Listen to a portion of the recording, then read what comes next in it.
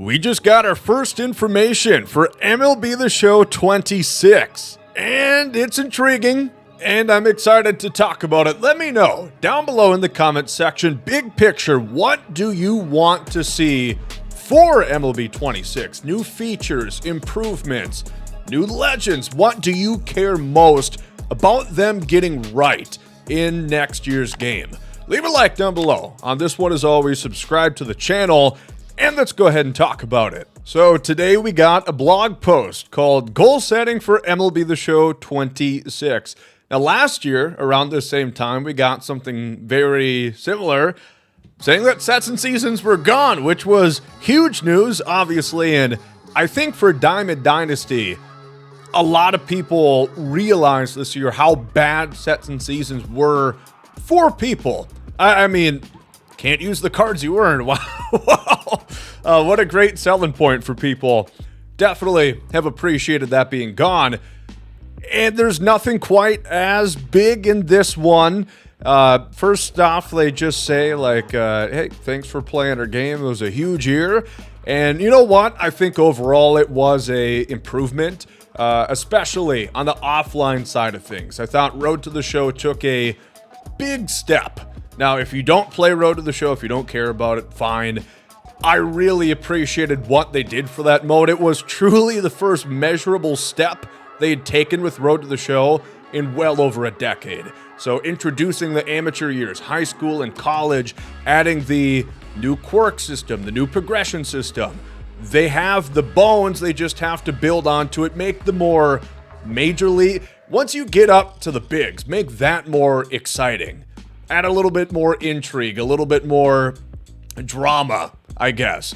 I would like to see franchise as well, smaller, but I see where they're going with. Offline, I thought improved a bunch. And Diamond Dynasty took good steps too. I just think it's being plagued by things like, you know, they made a Battle Royale, they made events, horrible this year. Co-op still barely works. You know, there's just like the same meta over and over again. Gameplay, want to see more things. So I'm excited to see if they talk about that. But broadly, they just go ahead and talk. Oh, Weekend Classic too. Really did enjoy Weekend Classic. And Diamond Quest for that matter, two big modes, one for offline, one for online players. I thought both of those were done extremely well. There's different steps I would take for Diamond Quest next year, but Weekend Classic, that's what we've been asking for like 5-6 years, so I really like that. Here we go, MLB The Show 26, building on wins, tackling feedback and continuing progress. Sounded like an EA blog right here. Orange. I don't know if there's anything to take out of that, but 26, crazy to think. I really started doing videos in 16, that's been 10 years. Becoming a bit of a knock. MLB The Show 26, last year we shared information earlier in the season, blah, blah, blah, who cares? Gameplay, continuing to focus on delivering the most authentic on-field baseball experience. Well, yeah, they're the only one making a game. So there's not really a lot of competition there. We're focusing on advanced logic and new data metrics, redefining ratings, pitch effects, and bat ball physics. Pretty broad, but I do like what they're saying there, particularly about redefining ratings and pitch effects. Now that, in my opinion, is one of the big stagnant points of MLB The Show, and it has been that way for years. Every player feels like every other player. It's just a different name on the back of their jersey and a different swing. Especially for position players, they feel almost identical to one another. So making defense matter more would be a big thing. You guys know I talk about quirks all the time. It'll be a rookie like Mr. Kurtz, who's killing it. No quirks. I really want to see them expand that. Now, I don't want abilities as overpowered as Madden, but I would like maybe a guy who's great at delivering spectacular catches. They have a higher chance of robbing home runs. It isn't only the 99 fielding players that are capable of robbing home runs. Some guys are bad defenders, but they're known for a highlight here or two. Austin Martin on my Twins. He's one of those guys in particular. So I would like tags. Another thing, a bunch of defensive stuff that you could really use to separate some of these guys, and it makes you want them more. Just like how pop time is such a rare but desired quirk in the game, which makes you have a better chance throwing out runners, I think that would be great to implement that to different parts of the game. Now, hitting quirks, there's kind of a lot of them. I want to get direct, actual information, like showcased of what those do, and maybe expand on them a little bit more, and definitely apply them throughout the year. That's a big thing. It's not even in franchise, which I think is absolutely ridiculous. You can't have the opportunity to acquire these quirks. You can't put them on these players. So if you're an offline player, if you're doing a franchise and everybody that you draft, quirks like 10 years in are just no longer a thing of the game because these players don't have quirks coming in. So at the very least, make those quirks something you can toggle on and off of players. That seems like a no-brainer. Also, they don't mention it specifically here. Get rid of the PCI shrinkage. If you don't know what I'm talking about, if you're using a right-handed batter against a right-handed pitcher and they throw you a breaking ball outside, it shrinks your PCI, making it more difficult to hit, making people reject right-handers and left-handers and just use switch hitters so they don't have to worry about that. And it turns every game into facing 9 switch hitters, which isn't any fun. It's such a simple solution. I honestly don't know who would possibly be against it. Please, I beg you, for my own sanity. It's so nauseating. You also talk about pitch effects. That's something I also think is definitely gotten a bit old. The same meta every year. It's sinker cutter, right? It's the same pitchers that are always really good, and there are pitchers that go against that mold. John Donaldson, for example, he doesn't have a cutter, he does have a sinker, but I'd argue that's not his best pitch. Mechanics, how a pitcher releases the ball, velocity and whatnot does pay a difference, but I would really like to see just something change. Make curveballs better. There's pitchers that have careers because of a curveball, but in this game, if you're playing someone who knows their shit, it's either, you're too scared to throw it, you're going to throw it in the dirt, or it's going down the middle. It's just not a really big part of gameplay. Sinkers aren't big strikeout pitches in real life like they are in the game. That's just the fact of it. A sinker is used to build off of four-seam fastball, and obviously it's got more arm side movement, and it misses barrels. So if anything, sinkers should be easier to hit, but harder to barrel. Again, that's the purpose. And applying that same knowledge within the game, I think would do a lot. So gameplay, I really want to see some actual honest-to-God changes of, because it is the same game we play every year. It is baseball. It can only feasibly change so much. But it really feels like it doesn't change much at all within like the 25, 24, 23. I feel if you took off the branding, you know how it always says like MLB The Show 2025 on billboards in the stadium in the game. If you loaded up 23 for me and hid those, I probably wouldn't really be able to know the difference from 25. Certainly graphically, it'd look pretty much the exact same. Now, I already did skim through this. The rest of it is pretty vague. Again, Diamond Dynasty. They talk about now and later packs. We'll talk about that in a second. Continue delivering engaging content for players to live their MLB fantasy, as well as new ways to play and use your squads.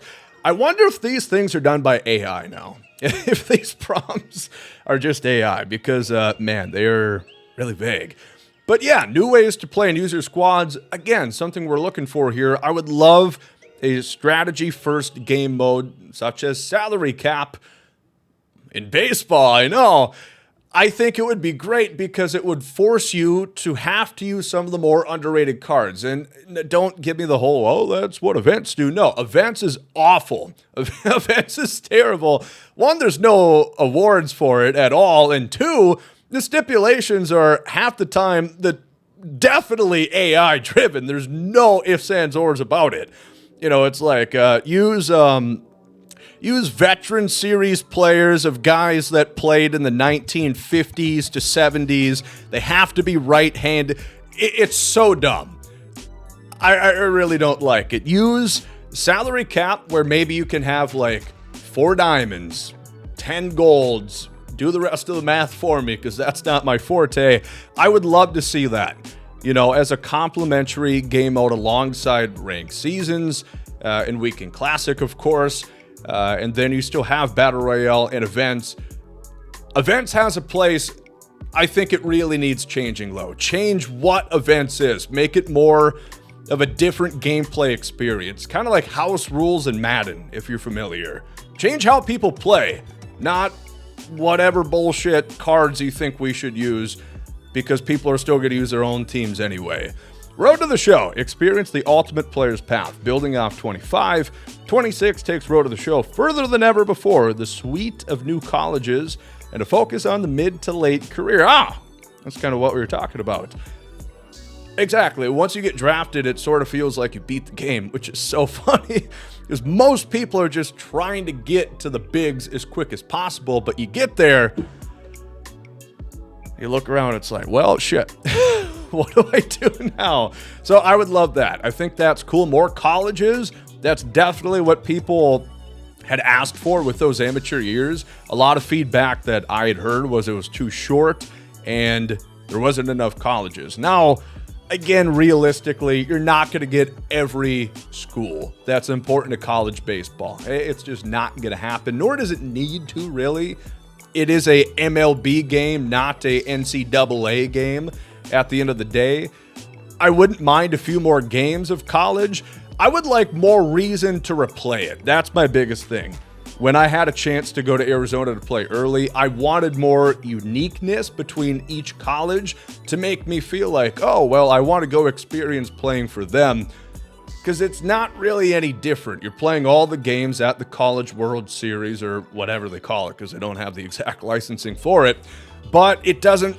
You wear the uniforms, I guess. Because I don't think you need to have people play a whole college season or anything. Just give more reason why you would go play it again. That's what I'm looking for. But overall, Road to the Show, definitely on a great path. More so than franchise, but we'll see. Continue evolving the front office experience by building deeper, more immersive and challenging systems shaped by community feedback. Word salad doesn't really say anything, but we know they're looking at making it more of a game within a game. Now, this year with franchise, they really closed it a little bit from the free agency perspective. You have to focus on 1 to 2 to 3 free agents at any given time. You can't just offer 10 guys contracts right away. And at first, when I heard that and my first time playing it, I was like, oh, well, that's kind of lame. I mean, teams, certainly like the Dodgers, aren't only looking at 3 free agents in any given offseason, but it really does make it mean more. You have to allocate more time and resources towards getting these guys if you really want them. And I really appreciated that as I played more. Now, things I would love to see is more contract-oriented stuff. I mean, they took away the ability to add options, player and club options. You know, this first week coming out of the World Series, that's all the news in baseball is this guy declined his player option. This club opted into Chris Sale's option, so he's coming back to the Braves. How is that not a part of the contract structure? And then front-loaded, back-loaded. Hell, deferments of contracts at this conjunction is pretty crucial to the free agent experience within Major League Baseball.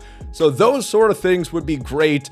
International signing pool would be awesome. More ownership, front office things that I really want to see. I think the gameplay perspective, great. I really like the tools where you can jump in and out of games. It's tough to play a 162 game season in MLB. Like football, NCAA, Madden works perfectly. You know, there's no more than 17 regular season games that you're going to play. with postseason like 20 max, you can play all of those. But the difference is a Madden game and an MLB game take like the same amount of time. So it's just impossible to play all of them. So I really do like the gameplay that MLB offers, letting you jump in and out of these games into the big moments and really still feel like you're not missing out on what's happening with your team. So yeah, again, franchise, I think there's a lot of things that they really need to do to get up to even the level of these other sports games. I do think they're starting to get on that right track, though, which is good.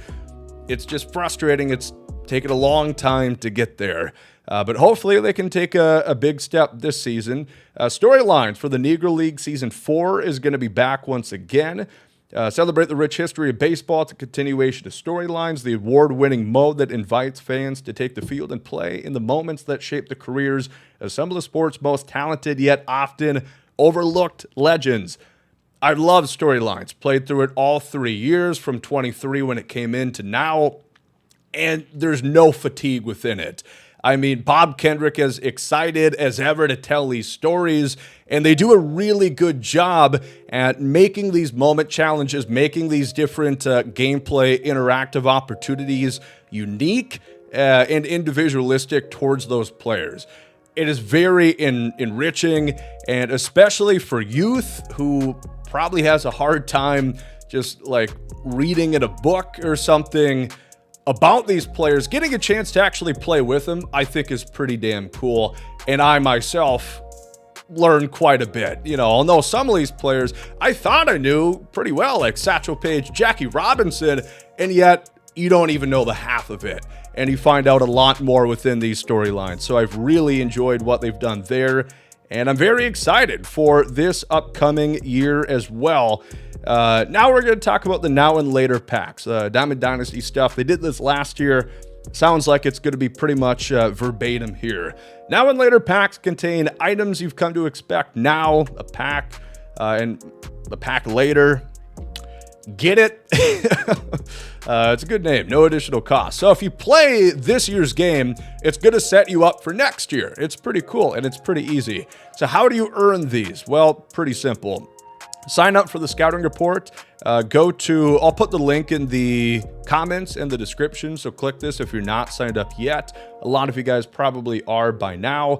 And if you sign up by next Friday, you're going to earn 5 now and later packs already. So boom, that's pretty good. And you can earn additional now and later packs starting Friday the 21st. There's going to be packs in the 11th inning XP path, as well as a dedicated program like they did last year, the Willie Mays. If you remember, you got a free diamond card to start off the year, which was pretty cool, and a bunch of packs to open up, which are pretty valuable, especially with how expensive Live Series got. So yeah, pretty simple. Play the XP path when that begins on the 21st, and there's going to be an accompanying program pretty shortly after that as well. And that's really all they have to say here. So obviously not delving too deeply into a bunch of the secrets and whatnot of what we're going to get in 26. We don't get to see, any new modes, just kind of building blocks of what to expect. And of course, if you guys have been around for a few years, we're probably going to expect the cover announcement and everything start late January into February. So we've got some time. We're definitely going to talk about what I would like to see, things that I would do for 26. And I want to hear a lot of feedback from you guys as well, because they do. Whether you want to believe it or not, they listen quite a bit, and they've been very receptive over the years to me. And this is just kind of a bouncing board between, Gomer and you. So please let me know what you guys would like to see for 26, and hopefully we can see some of that stuff and build the best game possible. I'm excited. Like I said, I thought it was a good year, but that being said, there's a lot that they could do better. And trust me, I'm letting them know about the lineup screen crashes that's been going on for, 8 months. And that sort of thing. Hopefully eventually we can get these things ironed out. But thank you guys so much for watching this one, and I'll catch you on the next one.